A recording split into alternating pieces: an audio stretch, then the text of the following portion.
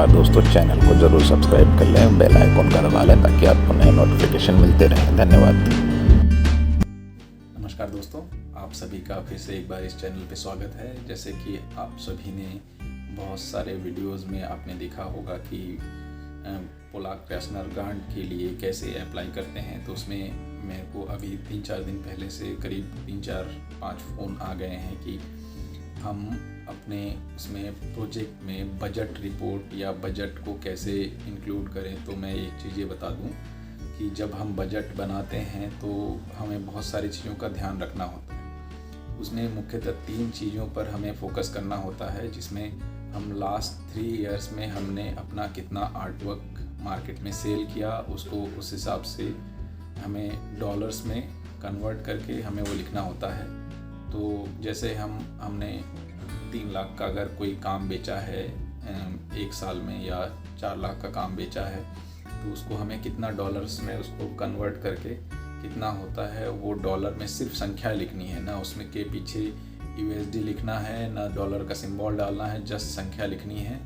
और दूसरी बात कि जैसे उसमें एक चीज़ ये पूछा जाता है कि हमें कितना अमाउंट मांगना चाहिए, तो मैं ये बता दूं कि उसमें अमाउंट में हमें ये होना होता है कि हम ईयरली हमारा कितना खर्चा है और कितना हम कमा रहे हैं, उस हिसाब से हमें प्रोजेक्ट में बजट बनाना होता है। अगर हम 5,000 या 7,000 डॉलर हमारा खर्चा है और हमारी कमाई $3,000 या $2,000, या जब सभी के अलग अलग कमाई का ज़रिया होता है, या बाहर कोई सोशल एक्टिविटी से आप कमा रहे हैं, तो इस तरह की चीज़ों पे भी उसमें कॉलम दिया हुआ है। अगर आपकी शादी हो गई, आपकी वाइफ भी कमा रही है, तो उसके लिए भी एक चीज़ें उसमें दिया हुआ है कॉलम। तो ये सारी चीज़ों को बड़े सावधानी पूर्वक वो भरना होता है। तो उसमें मेन वही है कि जैसे हमारे खर्चे में क्या क्या चीज़ें आती हैं। हमारा स्टूडियो रेंट आता है, हमारा हाउस रेंट आता है, अगर बच्चे हैं तो उनका खर्चा आता है, घर के जो हाउस होल्ड खर्चे हैं वो चीज़ें आती हैं, डॉक्यूमेंटेशन आता है, फ़ोटोग्राफी आती है, फिर ट्रैवलिंग आता है, मेडिकल आता है, ये सारी चीज़ें आती हैं। तो इसका अलग अलग बजट बनाया जाता है। तो जैसे अगर हमें मांगने वाले खर्चे में अगर हमें जैसे बताना है कि हमारी कमाई $5,000 है और हमारा खर्चा $20,000 है, तो बीच का जो रेशो है $15,000 आप वो मांग सकते हैं। और उसमें ऐसा आपको लिखना चाहिए कि अगर ये अमाउंट मुझे मिलता है तो मैं बिना परेशानी के ये पूरा साल मैं इस प्रोजेक्ट में अपना वो इन सारी चीज़ों में अपना वो दे पाऊँगा। तो ये एक चीज़ होता है कि जैसे हमें बहुत सारी चीज़ों का ध्यान रखना चाहिए कि जब हम प्रोजेक्ट बनाते हैं तो हमें छोटी छोटी चीज़ों का ये करना चाहिए कि हम किस तरीके से उसको आगे हम बढ़ाएं इन चीज़ों को।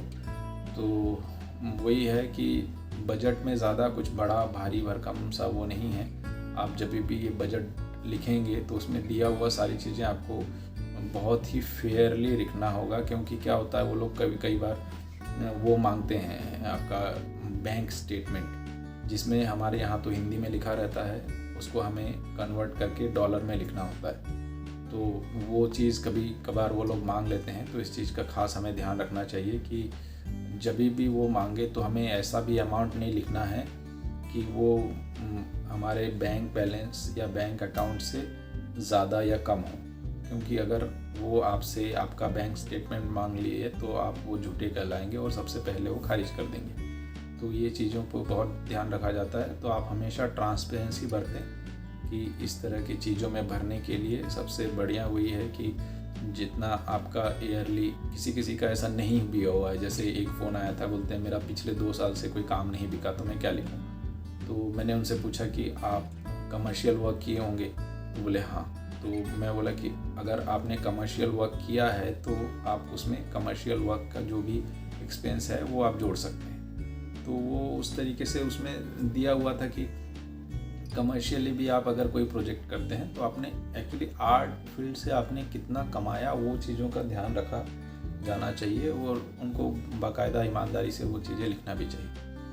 तो ऐसे भी होते हैं, कुछ वॉल म्यूरल्स होते हैं या कुछ ऐसा प्रोजेक्ट आता है जिसमें हम करके हम पैसे सर्वाइव करने के लिए पैसे कमाते हैं। तो वो कोई बुरा ये नहीं है। मतलब अगर आपके पास प्रोजेक्ट आ रहा है तो अगर आप कर रहे हैं तो उसमें कोई दुविधा नहीं है कि हम अब पेंटिंग कर रहे हैं उसके बीच में हम प्रोजेक्ट नहीं ले सकते। ये चीज़ें मतलब एक ऐसा ये नहीं है कि हम कमर्शियल वर्क नहीं करते हैं, सारे लोग करते हैं। बट ये है कि अगर ये चीज़ें आप ट्रांसपेरेंसी से उनको बताएंगे तो इसका बहुत इम्पैक्ट पड़ता है, तो चांसेस ज़्यादा होते हैं आपको ये ग्रांट मिलने के।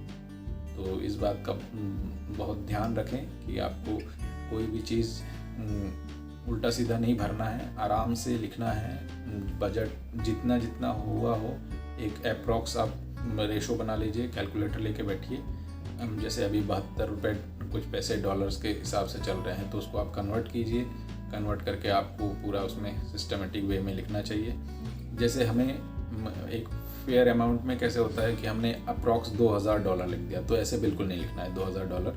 अगर हमें हमारा अमाउंट 5 लाख रुपए है तो उसका कन्वर्ट करने के बाद अगर ऐसा हो रहा है कि 2-2.5 हज़ार या $3770 आ रहा है तो हमें $2770 ही लिखना है, या $71 आ रहा है तो $71 ही लिखना है। इस प्रकार से अगर हम लिखेंगे तो उन लोगों को वही लगता है कि हाँ इन्होंने फेयरली ये लिखा हुआ है अच्छे, तो उस प्रकार से मिलने के चांसेस ज़्यादा होते हैं।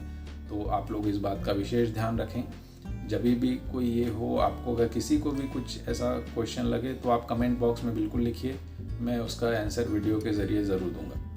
तो ये एक अच्छा ये है, और जिन्होंने अभी तक ये चैनल सब्सक्राइब नहीं किया है वो लोग चैनल को सब्सक्राइब कर लें। और ऐसे कोई भी प्रश्न हो आप ज़रूर फ़ोन करके मैसेज करके डाल सकते हैं, मैं उसका वीडियो बना के आपको ज़रूर आंसर दूँगा।